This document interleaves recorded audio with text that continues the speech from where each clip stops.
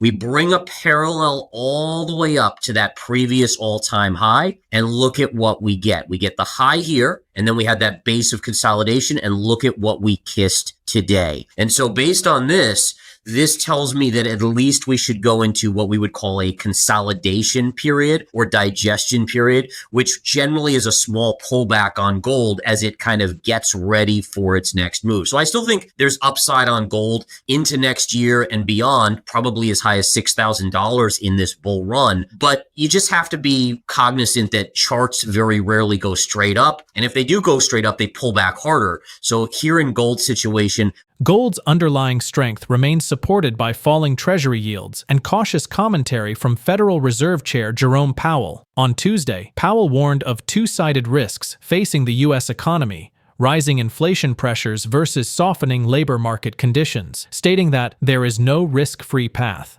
Market analysts are observing that gold and silver are currently in a robust acceleration phase of their bull runs, a period characterized by rapidly escalating prices and heightened investor interest. This significant shift indicates strong upward momentum for precious metals, suggesting a fundamental revaluation of their role in the global financial system. Gold's rally has gone nearly vertical, and chief market strategist Gareth Soloway says that's an obvious technical signal that a short-term pullback is healthy and expected. He anticipates gold will consolidate and may retest towards the next leg higher, with a long-term cycle target of up to $6,000. Soloway projects the price will chop sideways for the rest of the quarter before confirming the strength of this ongoing bull run. Regarding gold miners, Gareth Soloway emphasizes the as above, so below principle, noting that GDX has already reached its near-term upside target. Companies like Barrick Gold Corporation, Newmont Corporation, and Pan American Silver could see substantial benefits from higher metal prices, leading to increased profitability, expanded exploration budgets, and enhanced shareholder returns. Turning to silver, he acknowledges his earlier skepticism due to its heavy industrial use, but notes that gold's breakout has decisively pulled silver higher. Although he isn't calling for triple-digit silver yet, he emphasizes that the long-term trajectory remains bullish and the $60 target is realistic in this cycle. Before we dive into Gareth Soloway's sharp insights from their latest interview, make sure to hit that subscribe button and tap the bell icon so you never miss a moment when truth meets the market. Let's get into it. Per the charts, we are getting to a point where we're getting extended, and I'll bring up my charts to show here. Number one, one of the last times we talked was right around this all-time high here. And we did see from that point what's called bullish consolidation. And essentially, if we connect these highs and these lows, you get what's called a bullish wedge. And so this was telling us that price had run so much from December of 2024 into April 2025 that it needed to digest the move to gain strength for its next breakout. And sure enough, it broke out recently, and look at what it's done since it broke out. I mean, just straight up vertical move. If you've been a gold bug for a long time, you know that gold tends to not move so vertically. So in general, it's actually healthy to see it pull back a little bit. And so one of the things I discovered on the charts, and this is really kind of cool, I use parallels to give myself resistance levels. And so what I did here is take the low from 2024, basically when the bull breakout began. And if we zoom back out, you can see that in 2021, we went sideways. We kept on hammering on this $2,000 level over and over again, hammering. And then finally in 2024, we broke out. So let's use that low and connect it through the lowest point, which is right down here, right here. All right. And that's in December of 2024. We bring a parallel all the way up to that previous all-time high and look at what we get. We get the high here, and then we had that base of consolidation, and look at what we kissed today. And so based on this tells me that at least we should go into what we would call a consolidation period or digestion period, which generally is a small pullback on gold as it kind of gets ready for its next move. So I still think there's upside on gold into next year and beyond, probably as high as $6,000 in this bull run. But you just have to be cognizant that charts very rarely go straight up. And if they do go straight up, they pull back harder. So here in gold's situation, let's look for a pullback maybe as low as 3,500, and then the next leg to the upside can start. So based on this hit on this trend line, what we're likely to see is that gold will now go into a period of sideways chop, probably pretty similar to what we saw over here, which again, if you're a long-term bull, you don't mind this because it's just digestion. We all like to be paid out fast if we're long gold, but it's healthier to see these kind of consolidation periods. And this one lasted from April all the way until basically August before the big move up. And so I think it's very possible we could see in the next quarter something very, very similar. And what I like to do is if we just extend this out here and bring this up a little further to look out into the future, I would generally look for sideways chop that could take us back to the previous high. So in technical analysis, what's so fascinating is that once we break out above a previous all-time high, like from April, there's a tendency to want to come back to home base. And home base is the previous high where you saw a lot of consolidation. And so in reality, it would make a lot of sense for gold to just pull back to this level here, this 3,500 level, which should be really, really good support. And in all fairness, it could take up to 2 to 3 months. So maybe by end of year, we're still kind of struggling here. But then the positive is it's gathered its strength and can make its next push. And by that point, my guess is this upsloping parallel gets closer and closer to 4,000. And I think the next target then is $4,000 an ounce on gold. So when you go to new all-time highs, you're essentially in uncharted territory. It does make it harder to find levels, but that's where you start breaking in these upsloping trends, right? So on gold, for instance, we have this longer term parallel, which allows us to bring this trend line up. And it actually gave us the recent high that we just kind of kissed today on gold. So you don't have as much at your disposal because you don't have as much history in this area. But again, you still can find something. And even when you're in uncharted territory, there's going to be a pivot point where there's a certain amount of buyers that bought and they're happy enough with their gains and they're going to sell into that. And so you will get a pullback. It's up to us as technicians to figure out at new all-time highs, where is that going to be? And again, things like the parallel, the upsloping or ascending parallel is a great tool for that. Also, fib extensions can work very, very well. Yeah, and silver has broken out, and so granted, it did go into some resistance. I'll discuss that. But until it broke out, I was a skeptic just because, again, if the economy is weakening and it's partially an industrial metal, those are all things. But ultimately, when gold, think about this, gold gets so extended away from silver that eventually it pulls silver behind it. And I think that's really what we've seen here lately. But one of the things I love to show here is that you had this kind of upsloping trend line here. And you could see that essentially every time we would hit this line, and you could see it right here, I'm going to use a little directional signal. So here and right here and all along this area, we just kept on getting rejected. Finally, they got us above, and that's where we've gotten this beautiful run. So now we did come into a resistance at $44 per ounce. The resistance here comes from a pivot high in 2011 right here, and this was the second highest high, right? And so this was in August of 2011. So just on a technical analysis basis, this gives us a point where after this really good silver run, it should take a breather. But I actually am bullish now on silver after we take that breather. I do think it's destined to get back to that $50 level, which was the high in 2011, technically just below 50. And I actually think eventually it's going to go higher than 50. But in the meantime, look for consolidation, small pullback here at 44, and then eventually a breakout in the next couple months towards that $50 level. On silver, I'm not triple for, and then again, this is the next 6 to 12 months. So keep in mind, if we talk about where this is in 5 or 10 years, that's a different story. But just in, let's say, 6 to 12 months, what I've done here is basically say, okay, well, if we have, let's use our parallel again, just like it just predicted that gold move. If we zoom out to our monthly chart and we go back to the low of the last bull run, which started basically in 2001, 2002, and then topped out in 2011, and then to this low here, right through these levels. And let's draw that trend line in. All right. So we can see here that essentially we have a point where every pullback pull back, kind of chops around. This one outlier right here where we dipped below, that was the COVID collapse. And so I refer to that one as an outlier because it was just all out panic. We saw oil at that time, oil actually went negative. The current month contract was like negative $40. They were actually paying you to buy oil at that point or to take oil. Now, granted, you had to figure out where to store thousands of barrels of oil because if you were going to buy it, that's what you had to do. But the point being is that notice how it reestablishes right here. And so what then we want to do is we want to say, okay, well, in this bull run, if we drag this up to our previous high, which was the 2011 high, where does that parallel extend out to? And it goes to $60. And so for me, at least in the next 6 to 12 months, I would say there's almost 50% upside on silver here to about a $60 handle. The record highs you see in the stock market are a facade for a U.S. economy that is critically weakening.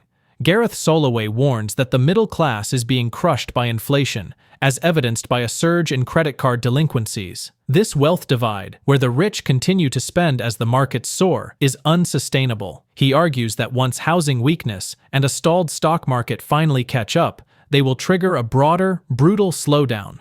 Historically, gold bull markets have consistently been propelled by monetary easing, inflation concerns, and geopolitical uncertainty, all factors prominently present in today's market. For instance, the rallies in the 1970s, fueled by high inflation and geopolitical tensions, and the 2000s, driven by post-dot-com bubble uncertainty and a weakening dollar, offer valuable precedents. On markets, Soloway projects a 10% correction in the near term, possibly deeper if the economy unravels, noting AI and semiconductor valuations have become bubblicious. He criticizes how headlines are choreographed to prop up markets after bad Fed news, another sign of fragility. While Powell wants to cut rates further, tariffs, inflation risks, and political pressures constrain the Fed, raising doubts about its independence. Let's get back to the interview. We continue to see a U.S. labor market that is weakening. The markets, the stock market itself is absolutely ignoring it, but that's very normal. And I'll throw up the S&P chart here just to kind of show you guys what we're seeing here. So the S&P is just coming off all-time highs. It's down a little bit today, but for the most part, the economy is weakening. You've had this bigger and bigger divergence between the haves and the have-nots. And I'm sure a lot of viewers out there can appreciate what I'm going to say here is that if you've been an investor and you have a lot of money invested, you're weathering inflation, couldn't care less about X, Y, and Z. You're fine with home prices where they are. You probably have a home and prices have gone up substantially. Everyone else, even some of the middle class, is getting left behind and they're really struggling. Some stats that really are shocking. We have credit card delinquencies of 90 days or greater. It's now as high as it was in the Great Recession financial crisis. Buy now, pay later. We've heard about buy now, pay later. 25% of the people using buy now, pay later are using it to buy groceries. And that's just not a good thing, right? That is not a healthy thing. Now, listen, the high end, they're still buying their Ferrari, right? I mean, the stock market keeps making all-time highs. Bezos keeps building more yachts, right? I mean, all these type of things. But over time, as soon as the stock market starts to have a correction where we don't make new highs in a month or 2 months, the economy is at a pivot point where it will slip very quickly. You're going to see then the high-end consumer start to pull back, and that is the last straw for this economy. So I do think that, again, we're teetering. As long as the stock market makes new all-time highs almost daily, okay, the economy itself, the GDP numbers can hold up, but a large portion of this population are really struggling at this point. In the short term, we're looking at probably over the next month. In fact, I have it priced in for about a 10% correction in October. We might have started that today. With this move to the downside. I did want to show you guys something on the QQQ, the NASDAQ 100. There's a trend line here, and you guys know, I mean, from everything I do, it's all trend lines. None of these fancy, like everyone else uses these crazy indicators. I'm like, dude, I just keep it simple, right? But if we look at this on the NASDAQ 100, this is the low from COVID. So it's obviously a major low. I mean, it was literally the low from COVID, the COVID collapse. And from there, we've gone up except for the bear market in 2022 and the Liberation Day sell-off. If you take that and you stretch it out here, it goes right through this little dip. In March of 2022, we bounced there. We broke down, and then look, every time we hit the trend line, we get a decent corrective move. And so the idea is look at where we are now. We're right back to that trend line. So just looking at and mapping this out, from this high to this low, it was a 16% correction. From this high to the COVID low, it was about 25%. It's hard to go out and be like, oh, we're due for let's average those and say 20%. I think that's a little aggressive considering the buy the dip mentality. But could this be the start of a 10% pullback? I think very, very likely. And then if things really deteriorate in the economy, we could be looking at a much bigger scenario a la .com. And I do think that you can't overestimate how bubblicious AI stocks have gotten to the point where the semiconductor sector, so just a sector, is now valued at $10 trillion in the US in terms of market cap. That literally would make it, if the semiconductors were a country, they'd be the third biggest country in the world behind the US and China. I mean, it's gotten insane at this point. One other thing to point out here is there's a stock, OKLO. The stock today is up again today. It has run from $66 on September 8th to now $143. This company makes zero revenue. They're just on the process of breaking ground on some nuclear plants. Generally, this is going to be something that's commoditized, meaning it's like an electric, grid type thing, but it's getting priced like one of the hottest tech stocks out there. That again is very reminiscent in my early trading years when someone would just add a .com to the end of their company and their stock would go up 200%. Or something like that. So it's very similar where there's the valuations, the fundamentals make no sense. Investors are telling me that this time is different. Every time I hear that, I get very nervous because it always ends up not being different, even though we think it might be different. And it's just very similar to the .com, and that's scary. Yeah, the Fed is in such a tough spot right now. So number one, Powell, you're right. He also called out the stock market today, saying that the stock market is very expensive and it's actually adding to inflation. That's called the wealth effect, kind of something I talked about, how it's making the consumer spend more because they're feeling so wealthy from looking at their 401k and their investment accounts. But Powell is at a point where he would love to cut rates more, but between tariffs and the stock market, he doesn't want to see inflation shoot back to 7, 8, 9% here in the US. And so he has to take it slow because I think the way he looks at it too is that who does inflation affect the most? Wealthy people who are in the stock market, like even if the stock market drops 10%, wealthy people aren't going to feel it, right? But if inflation goes to, let's say 7% or 8 or 9 or 10%, everyone who hasn't participated in the rally in the stock market that is already struggling because of inflation, they are going to be decimated. And so I think he has to err on the side of caution here. I know everyone in the markets were like, oh, come on, cut rates so much so the stock market just keeps going up. He has to really look at it from a bigger, what's good for society. And really that is to be a little bit more cautious on cutting rates. Now, listen, is it going to hurt the economy? Yes. But again, it's would you rather? I mean, which one's the better odds here or which one's the better play? And it's a tough decision. So I think you have to factor all of this in, right? You have to really factor in the Federal Reserve. You have to factor in tariffs. I mean, one of the things that I think is so wild is that we don't even talk about tariffs anymore. Yet there's not, in all fairness, there's only a few trade deals that actually got done. And it's just been swept under the rug.